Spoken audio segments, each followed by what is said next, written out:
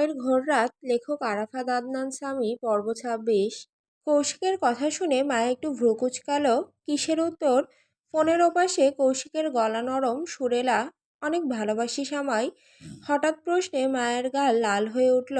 লজ্জা পেলেও সে তা আড়াল করতে অদ্ভুত দুষ্টু স্বরে বলল, কিছু বললেন কৌশিক ভাই? ওপাশে কৌশিক ভ্রু কুঁচকালো। বলছি যে ভালোবাসি সামাই। Hello hello. কি হলো মাইয়া, আমার কথা শুনতে পাচ্ছিস না? হ্যাঁ, কি হলো, কথা বলছেন না কেন কৌশিক ভাই? আরে চিপকালি। ওদিকে মায়া ফোনের ওপাশে মুচকি মুচকি হাসছে, শুনেও না শোনার ভান করে যাচ্ছে। কিছু বলছেন আপনি? আমি তো শুনতেই পাচ্ছি না। ধ্যাত, মনে হয় নেটওয়ার্ক প্রবলেম। কৌশিক ঠিক সেই মুহূর্তে কিছু বলতে যাচ্ছিল, কিন্তু তার আগে মায়া কলটা কেটে দিল। এক মুহূর্ত বাকরুদ্ধ হয়ে রইল কৌশিক। তারপর ধীরে ধীরে ঠোঁট কামড়ে হাসলো, গভীর স্বরে ফিসফিস করে বলল, কতদিন কতদিন পালাবি? একদিন না একদিন আমার খাঁচায় বন্দি তো তোকে হতেই হবে মায়া।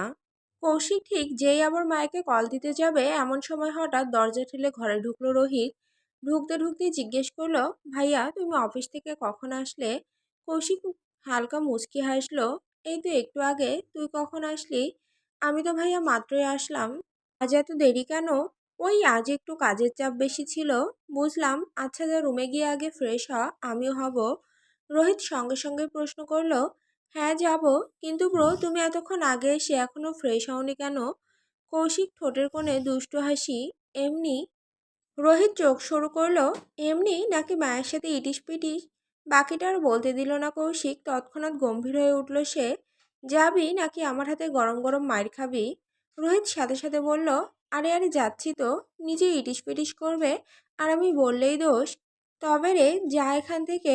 বাকিটা শেষ করতে হলো না। রোহিতের পলায়নের গতি দেখে মনে হলো 3 সেকেন্ডও নেয়নি রুম ছাড়তে। এক দৌড়ে নিজ রুম ঢুকে দরজা বন্ধ।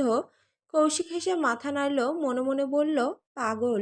তারপর আলমারি থেকে একটা তোয়ালে নিয়ে ফ্রেশ হতে ওয়াশরুমে ঢুকলো। অনেকক্ষণ পর ওয়াশরুম থেকে বের হলো কৌশিক। সাদা টি শার্ট আর কালো পাতলা ট্রাউজারে যেন আরো পরিপাটি লাগছিল তাকে।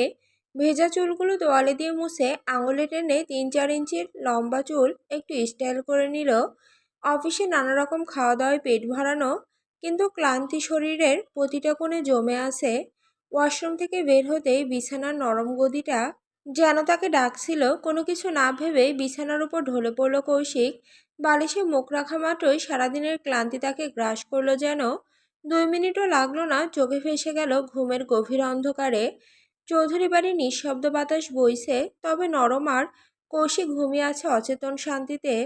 সকাল প্রায় 9টা। শীতের সকাল। মায়ের রুমের জানালার পাশে কোনো গাছপালা না থাকায় কুয়াশা ভেদ করে হালকা পাতলা নরম রোদের আলো জানালার পর্দা ভেদ করে ঘরের ভেতর ঢুকছে। সেই আলোয় মায়ের চোখে পড়ে তাকে ধীরে ধীরে জাগিয়ে তুলল। ঘুম জড়ানো চোখ মেলে উঠে বসলো সে। আজ অনেকদিন পর কলেজে যাবে, এই ভাবনাটাই যেন তাকে একটু চনমনে করে দিল। ফ্রেশ হয়ে নাস্তা সেরে নিল দ্রুত। ছুটে চলা সময়কে যেন আজ আটকানোর উপায় নেই।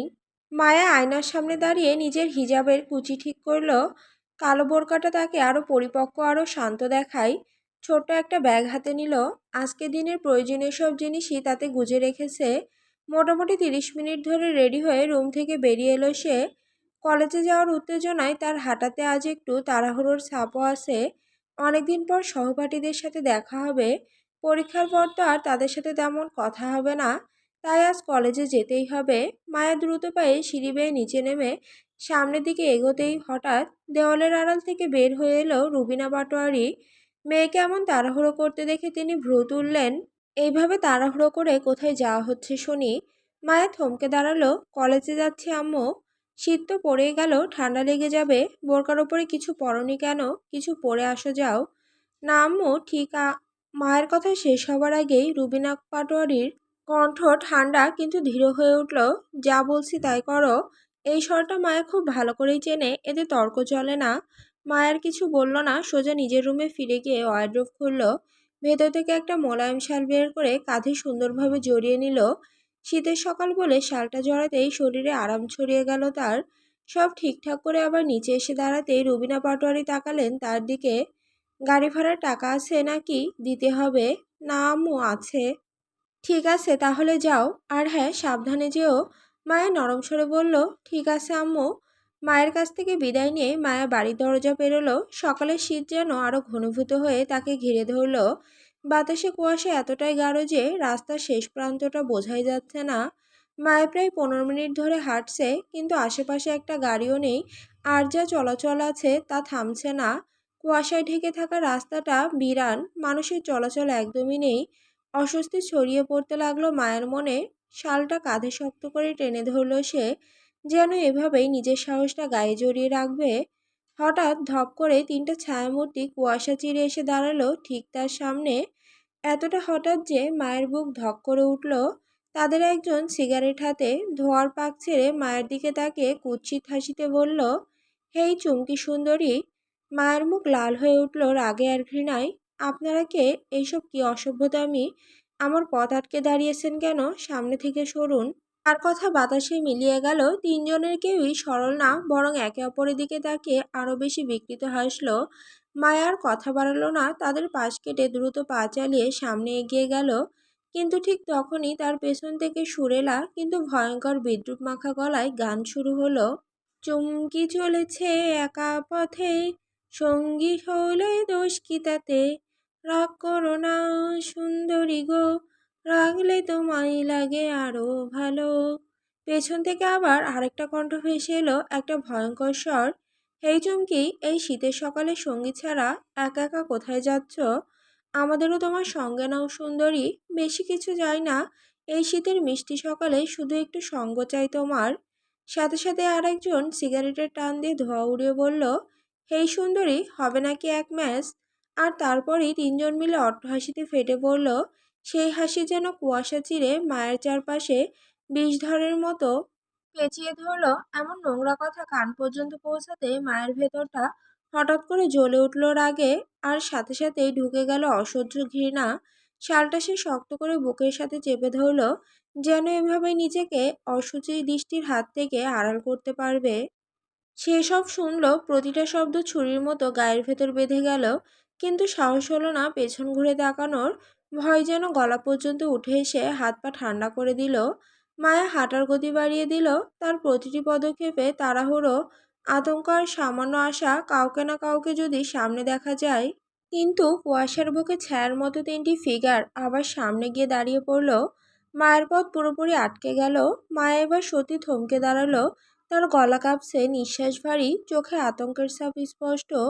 ভয়ে ভয়ে মায়া কোনো মতো শব্দ বের করলো, দেখুন, আপনারা যা করছেন মোটেও ভালো কাজ করছেন না। প্লিজ দয়া করে আমার পথ ছাড়ুন। তিনজনের একজন ঠোঁট বাঁকিয়ে এগিয়ে এলো, চোখে কুৎসিত ঝিলিক নিয়ে বলল, যদি না ছাড়ি তো? মায়া ভয় পেলেও গলা শক্ত রাখার চেষ্টা করলো, আমি কিন্তু লোক জড়ো করতে বাধ্য হব। ছেলেটা ব্যঙ্গ ভরে চারপাশ তাকালো। এখানে তো কেউ নেই, কাকে ডাকবি? কুয়াশাও তো আমাদের পক্ষে আছে সুন্দরী। এই যে কিভাবে তোমাকে আমাদের নজরে খোলা আর বাকি সবার নজর থেকে আড়ালে। এই কথা বলতেই পাশ থেকে আরেকটা ছেলে হাত বাড়িয়ে মায়ের কাঁধে ছোঁয়ার চেষ্টা করলো।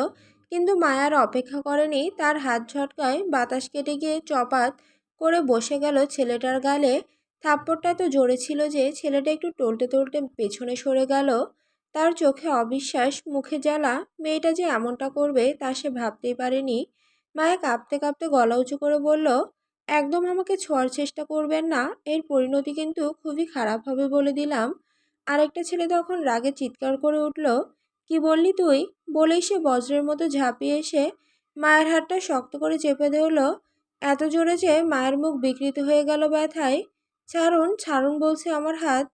মায়া যন্ত্রণায় ছটফট করতে লাগলো, চেষ্টা করলো ছেলেটার হাত থেকে নিজের হাত ছুটিয়ে নিতে, কিন্তু সে পেরে উঠল না। আতঙ্কে আর তার কণ্ঠ কাঁপতে লাগলো, কেউ আছেন? প্লিজ আমাকে সাহায্য করুন। কেউ আছেন? এই পশুদের হাত থেকে আমাকে কেউ বাঁচান। তার ভয়ার্ত চিৎকার নীরব রাস্তায় গুমড়ে গুমড়ে প্রতিধ্বনিত হলো। কুয়াশা যেন আরো ঘন হয়ে চারিদিকে নেমে এলো, যেন পৃথিবী তাকে গিলে ফেলতে চাইছে। ঠিক তখনই যাকে মায়া মুহূর্ত আগে থাপ্পড় মেরেছিল, সে রাগে ফুঁসতে ফুঁসতে সামনে এগিয়ে এলো। এক মুহূর্তে মায়ের শাল ধরে টেনে নিল, আর একটানে সেটা নিয়ে রাস্তার পাশে ছুঁড়ে ফেলল। চাদরটা মাটিতে পড়তে মায়া শিউরে উঠল। শীত নয়, ভয় তার পুরো শরীর গ্রাস করলো। ছেলেটা মুখের কাছে মুখ এনে দাঁত চেপে বলল, তুই আমাকে থাপ্পড় মারলি?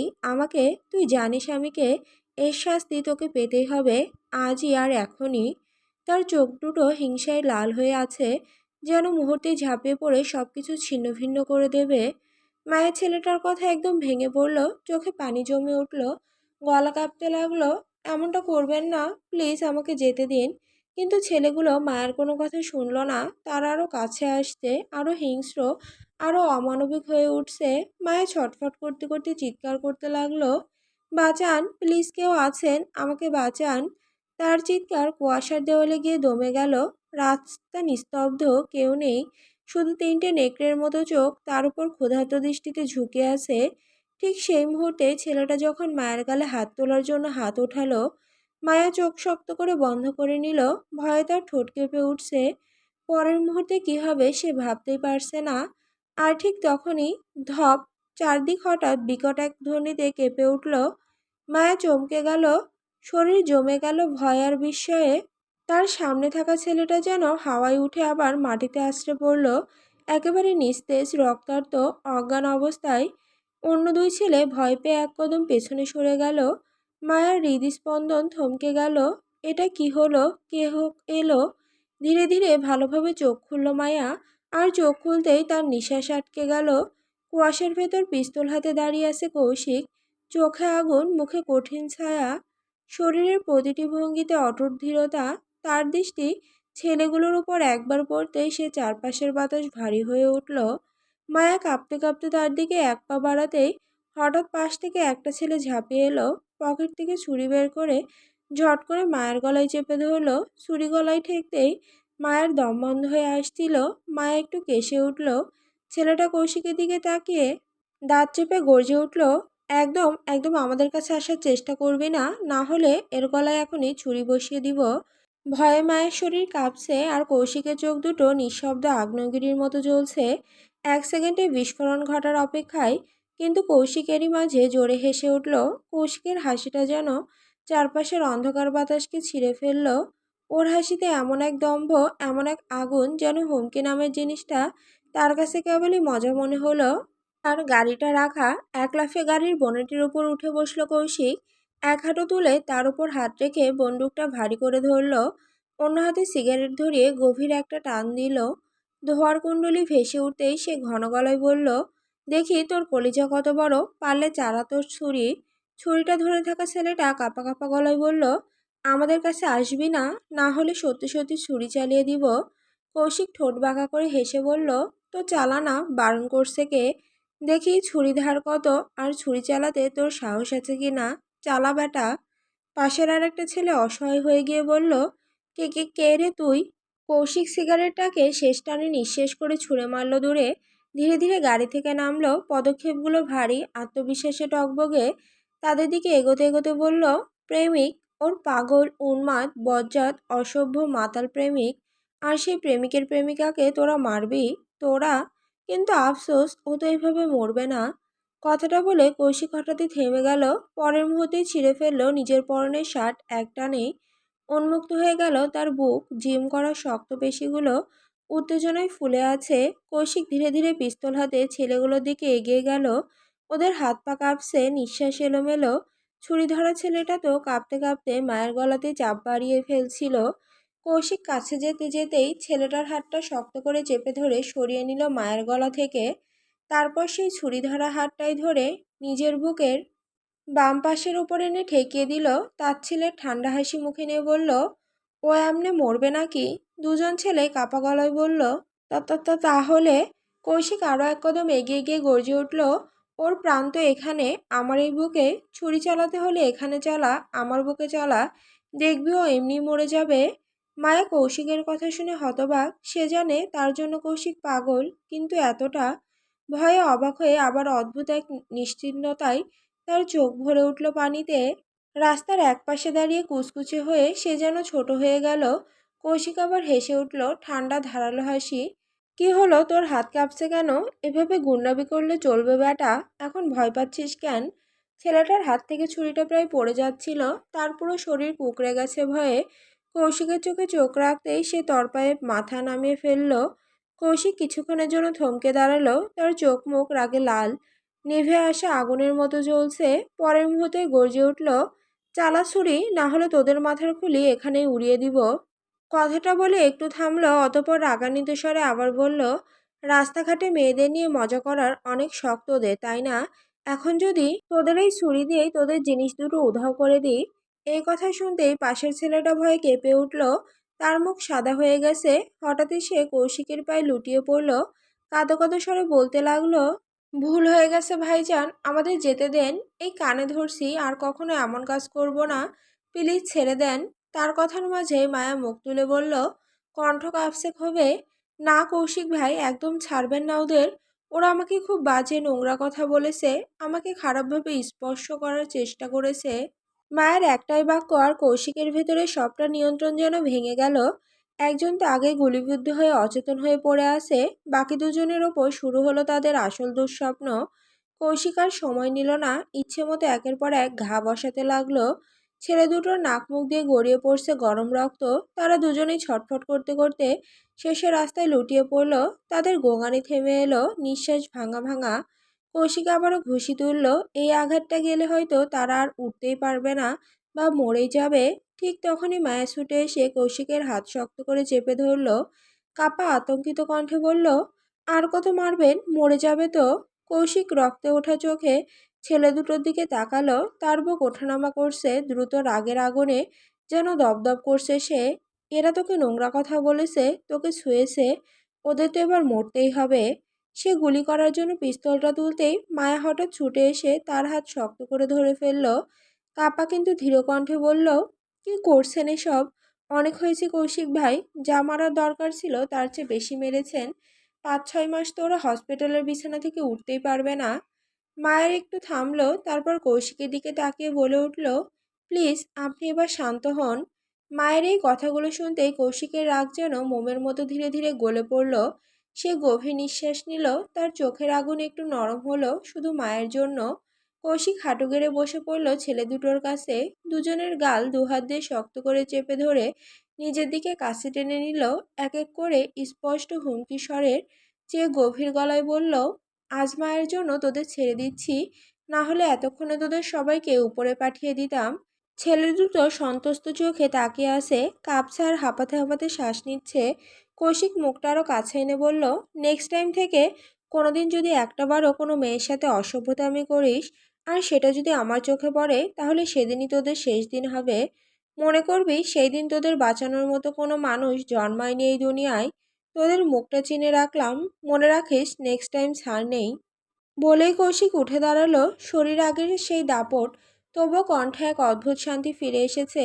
দাঁড়ানোর সঙ্গে সঙ্গে পকেট থেকে কিছু টাকা বের করে রক্তাক্ত শরীরে থাকা ছেলেদের মুখের উপর ছুড়ে দিল। এখানে হসপিটাল পর্যন্ত যাওয়ার ভাড়া আছে, টাকাগুলো তোল আর আমার চোখের সামনে থেকে তাড়াতাড়ি চলে যা, না হলে এমন মার মারবো না তোদের মা বাবাও তাদের ছেলের লাশ চিনতে পারতো না। যা শালা। বুক চাপড়ানোর নীরবতা। ছেলেগুলো কাঁপতে কাঁপতে টাকা কুড়াতে লাগলো। কৌশিক আবার পেছন ফিরে হাঁটলো সরাসরি মায়ের দিকে। রাস্তার পাশে পড়ে থাকা মায়ের চাদরটা সে তুলে নিল। হালকা ধুলো ঝেড়ে নরম হাতে মায়ের কাঁধে পেঁচিয়ে দিল চাদরটা। মায়ে কিছু বলতে পারল না, শুধু তার বুক ধড়ফড় করছে, চোখ ভিজে উঠছে অজান্তেই। এরপর কৌশিক মায়ের হাতটা নিজের হাতে জড়িয়ে গাড়ির দিকে হাঁটা দিল। মায়া কোনো প্রতিরোধ করল না। কৌশিকের সেই শক্ত উষ্ণ হাতে যেন সে নিরাপত্তার পুরো পৃথিবী খুঁজে পেল। গাড়িতে বসে পড়তে দেখা গেল কৌশিকের গায়ে শুধু একটা প্যান্ট। উন্মুক্ত বুক জুড়ে হালকা ধুলো, ঘাম আর কয়েক জায়গায় তাজা আঁচড়ের দাগ। তবুও চোখ সরানো যায় না। মায়া তাকিয়ে আছে স্থির নিঃশব্দে। কৌশিক গাড়ির ইঞ্জিন চালু করলো। শীতের কুয়াশায় তার গাঢ় নিঃশ্বাস গরম ধোঁয়ার মতো ফুটে উঠছে। হঠাৎ সে বলে উঠল, কি হলো, এমন করে কি দেখছিস?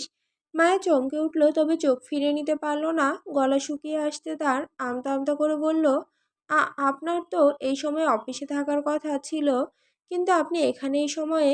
কৌশিক মায়ের দিকে গম্ভীর চোখে তাকাতেই মায়া হঠাৎ চুপ হয়ে গেল। হৃদয় যেন থেমে গিয়েছে, কিছু বলতে পারছে না। কৌশিকের ধমকানো স্বর বলল, তোর বাড়িতে গাড়ি নেই?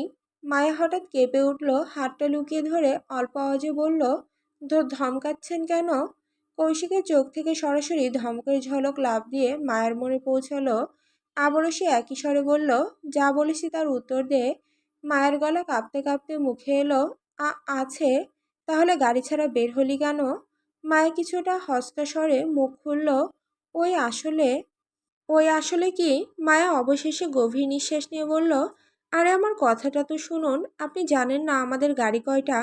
আপনার মতো এত বড়লোক নই আমরা। একটাই গাড়ি আছে, আর সেটা দিয়ে আব্বু প্রতিদিন অফিসে যায়। কৌশিক মায়ের কথা শুনে ভ্রু কুঁচকাল। এখন থেকে কলেজ বা যেখানে যাবি আমাকে সঙ্গে নিয়ে যাবি, মনে থাকবে? মায়া চুপ করে রইল, কোনো উত্তর দিল না। কৌশিক ধমকের তীব্রতা আরো বাড়িয়ে বলল, কি হলো, উত্তর দিচ্ছিস না কেন? মায়ের হঠাৎ আতঙ্কিত হয়ে কেঁপে উঠল। ঠিক ঠিক আছে, মনে থাকবে। মায়া আর কোনো কথা বলল না, গাড়িতে নীরবতা চেপে ধরেছিল। কয়েক মুহূর্তেই তার মনটা এক অজানা অস্থিরতায় কেঁপে উঠল। পথ চলার সময়ও কেটে গেল, কিন্তু কলেজে পৌঁছালো না, বাড়িতেও নয়, রাস্তাগুলোও তার পরিচিত নয়। অজানা পথ, অজানা পরিবেশ, সব মিলিয়ে মায়ের মনে গভীর এক বিভ্রান্তি কাজ করছিল। হঠাৎই নীরবতাকে ভেঙে মায়া হড়বড় করে বলল, আচ্ছা আমরা কোথায় যাচ্ছি কৌশিক ভাই? কৌশিক নির্লিপ্ত ভঙ্গিতে গাড়ি চালাতে চালাতে বলল, কাজী অফিসে। মায়া ভ্রু কুঁচকে উঠে গেল। হোয়াট? কৌশিক তার দিকে তাকিয়ে হালকা স্নিগ্ধ হাসি ছুড়ল। মুখটা পচা টমেটোর মতো বানালি কেন? খারাপ কিছু বললাম নাকি? মায়া আক্ষেপ আর বিভ্রান্তিতে কণ্ঠস্বর কমিয়ে বলল, কিন্তু কাজী অফিসে কেন? কৌশিক নির্লিপ্তভাবে উত্তর দিল, কাজী অফিসে মানুষ কেন যায়? কলা খেতে, খাবি? মায়া ভ্রু কুঁচকে প্রশ্নটার উত্তর দিল, অসভ্য, কাজী অফিসে বিয়ে করতে যায়। কৌশিকের চোখে সামান্য ছলছল, সে বলল, হ্যাঁ তো আমরাও বিয়ে করতেই যাচ্ছি। মায়া চোখ বড় বড় করে তাকালো, মনের ভেতর এক অজানা ঝড় উঠল।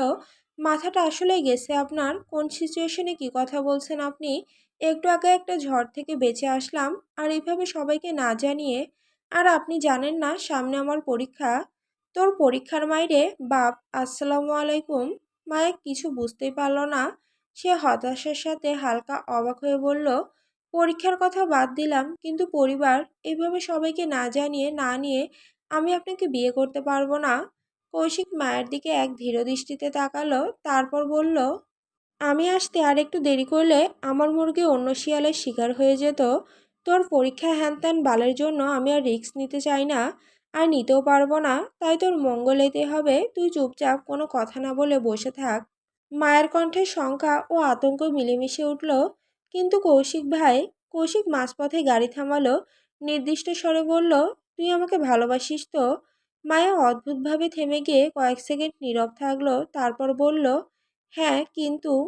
কৌশিকের চোখে তখন কোনো অমায়িকতা নেই। সে নির্দিষ্টভাবে বলল, তাহলে কোনো কথা না বলে চুপচাপ লক্ষ্মী মেয়ের মতো বসে থাক।